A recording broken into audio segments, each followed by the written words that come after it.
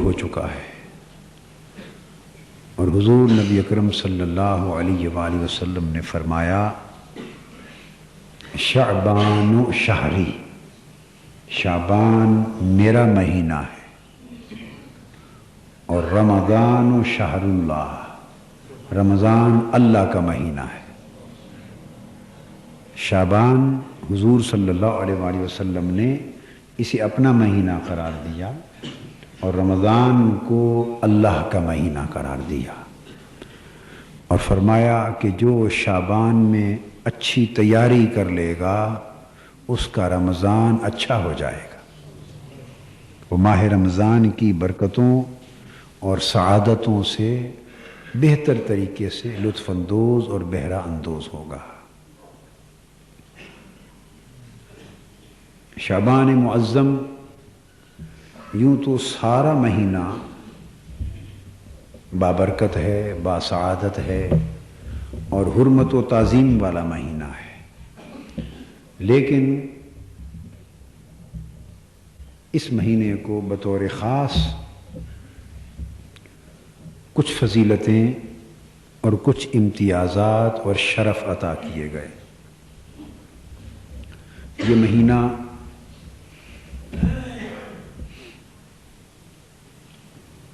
شہر التوبہ بھی کہلاتا ہے کہ توبہ کی قبولیت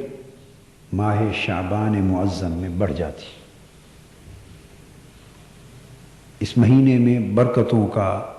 مسلمانوں پر برکتوں کا اضافہ کر دیا جاتا ہے، اس لیے یہ مہینہ حقدار ہے کہ دیگر مہینوں سے بڑھ کر اس میں اللہ کی طاعت اور عبادت اختیار کی جائے۔ اور بزرگان دین نے فرمایا ہے کہ جو لوگ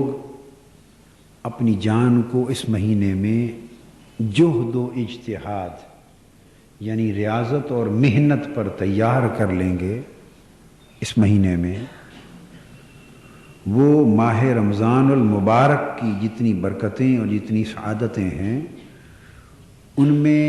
کامیابی کے ساتھ گزر جائیں گے۔ اس لیے حضور صلی اللہ علیہ وآلہ وسلم ماہ رمضان المبارک کے بعد سال کے 12 مہینوں میں سب سے زیادہ روزے اس مہینے میں رکھتے تھے، شعبان معظم میں۔ اس مہینے کی ایک خاص امتیازی خصوصیت یہ ہے کہ اس کے اندر ایک رات ہے، اور وہ 15 شعبان مبارک کی رات ہے، اس کو لیلۃ النصف من شہر شعبان کہتے ہیں، یعنی مہینہ شعبان کے مہینے کی وسطی رات، جو 14 شعبان کے دن اور 15 شعبان کے دن کی درمیانی رات ہوتی، وسطی رات۔ اس رات کو اللہ تبارک و تعالی نے لیلۃ مبارکۃ کہا ہے، یہ برکت والی رات ہے، اور کثرت کے ساتھ علماء کا، صحابہ کرام، تابعین کا، ائمہ کا، مشائخ کا، اولیاء کا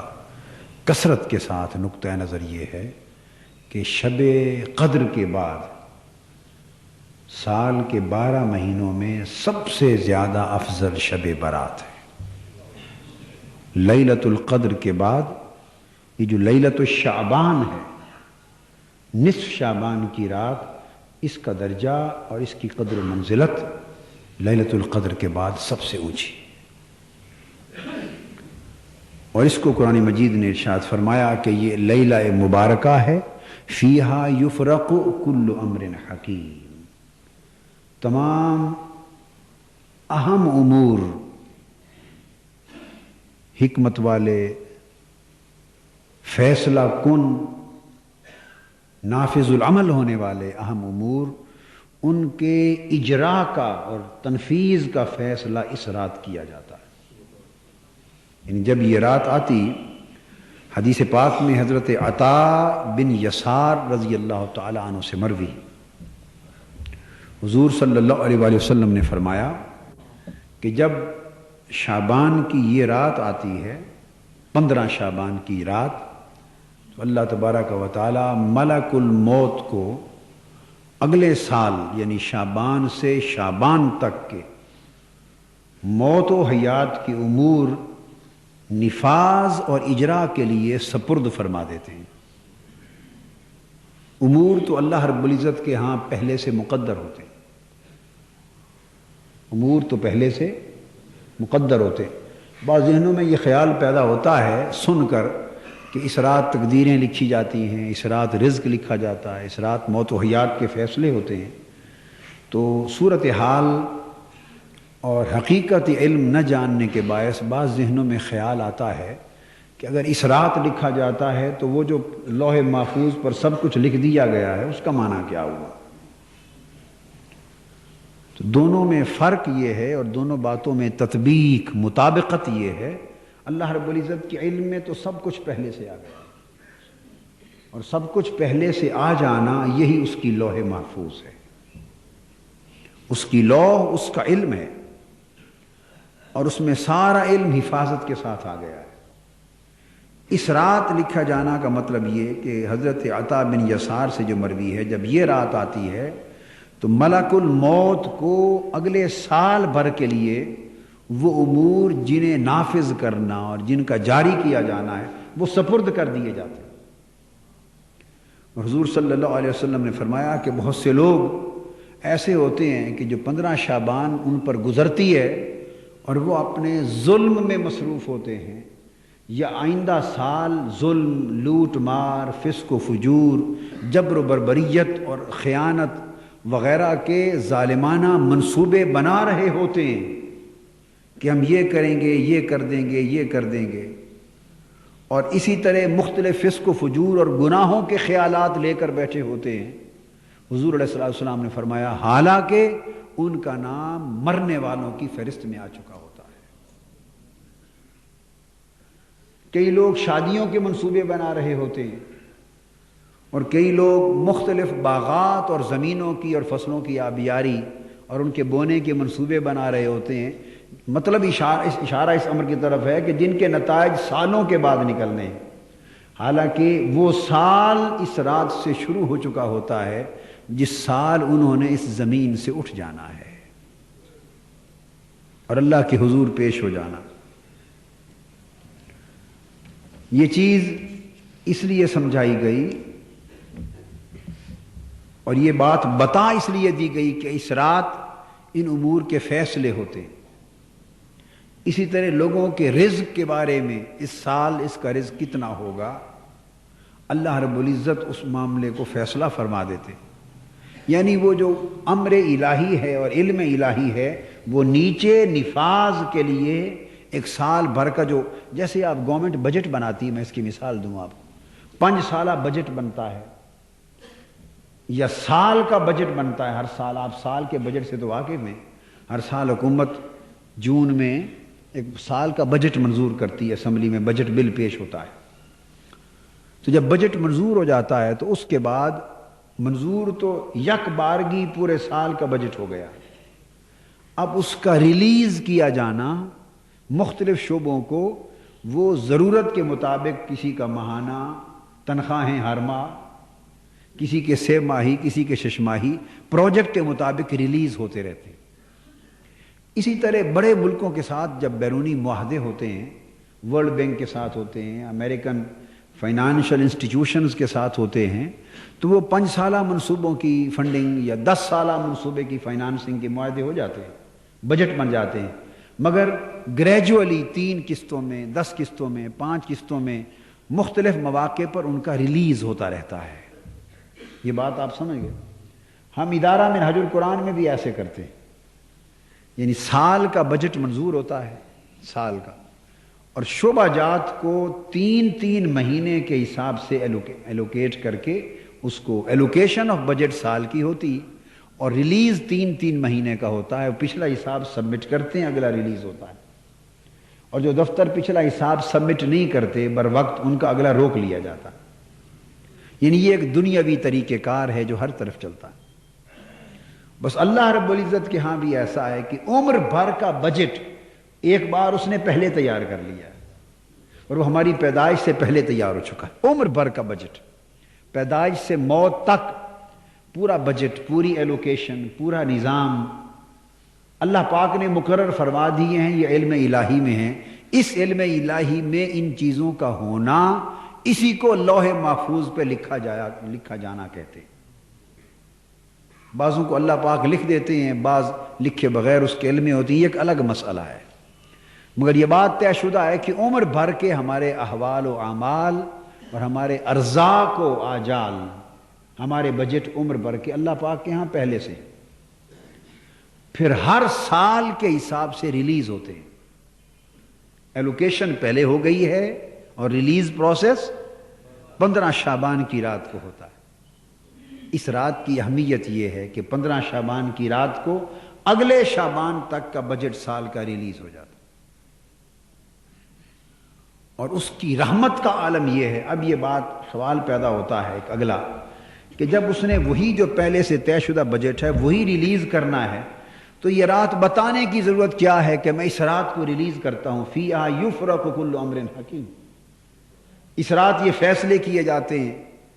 موت کا معاملہ ہے تو ملک الموت کو دیا جاتا ہے، رزق کا معاملہ ہے تو ملک الارزاق کو دیا جاتا ہے۔ تو یہ ریلیز کرنے کی رات کیوں بیان کی ہے؟ کیونکہ طے تو پہلے سے ہو چکا، تو جب کمی بیشی نہیں ہونی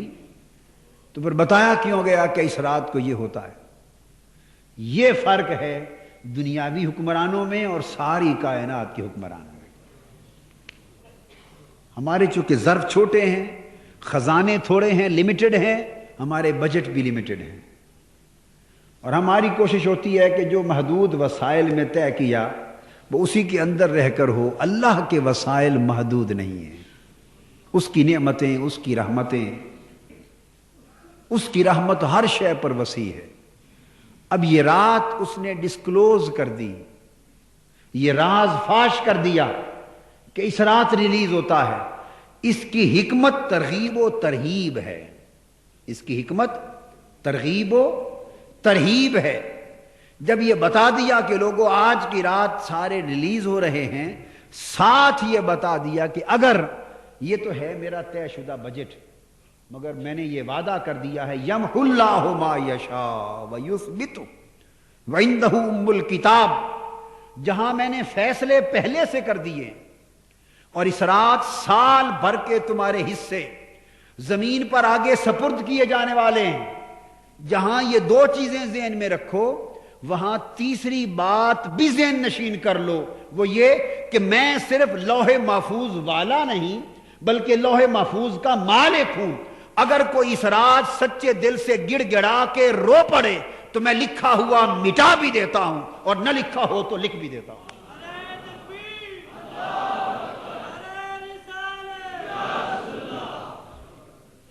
اگر رد و بدل کا امکان نہ ہوتا تو یہ رات بتائی نہ جاتی۔ یہ بات آپ کے پلے پڑی؟ اگر رد و بدل کا امکان نہ ہوتا، کمی بیشی کا، تبدیلی کا امکان نہ ہوتا، ہم نہیں کر سکتے تبدیل بھی اسی مالک نے کرنا، جس نے لکھا ہے وہ بدل بھی سکتا، تو خود اس کا فیصلہ ہے یمحو اللہ ما یشاء، جسے چاہتا ہے اللہ مٹا دیتا، ویثبت، اور نہ لکھا ہوا ہو تو لکھ دیتا ہے، وعندہ ام الکتاب، وہ لوح محفوظ کا مالک، اس کا قلم اسی کے ہاتھ میں ہے، کسی اور کے ہاتھ میں نہیں ہے۔ اس کی لوح محفوظ، لوح علم اسی کے پاس ہے، جو چاہتا ہے مٹا دیتا ہے، جو چاہتا ہے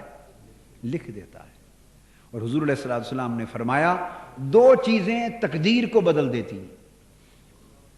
دو چیزیں بولیے تقدیر کو بدل دیتی ہیں، ایک دعا اور ایک صدقہ و خیرات، ایک دعا اور ایک صدقہ و خیرات۔ الدعاء والصدقہ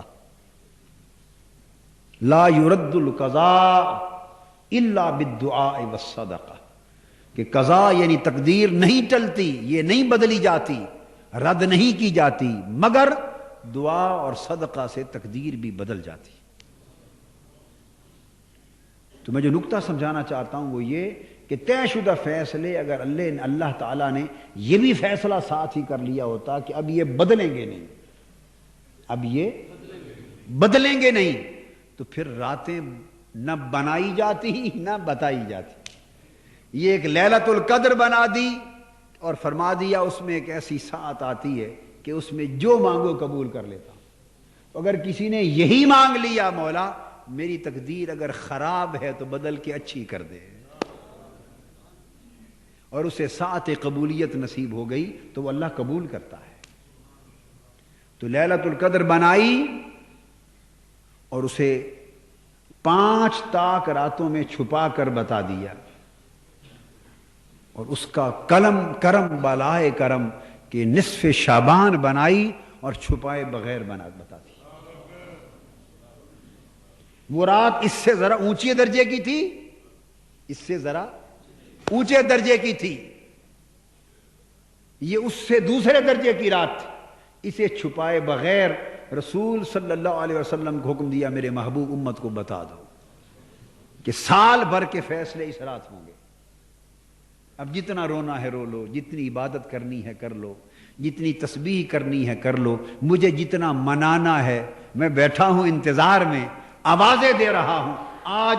قلم میرا اگلے سال کے فیصلوں کو فائنلائز کرنے والا ہے، جو جتنا بڑھانا چاہتا ہے بڑھوا لے، گھٹانا چاہتا ہے گھٹوا لے۔ تو میرے محبوب صلی اللہ علیہ وسلم امت کو بتا دو، یہ رات ڈسکلوز کر دی، اگلی رات اونچے درجے کی تھی،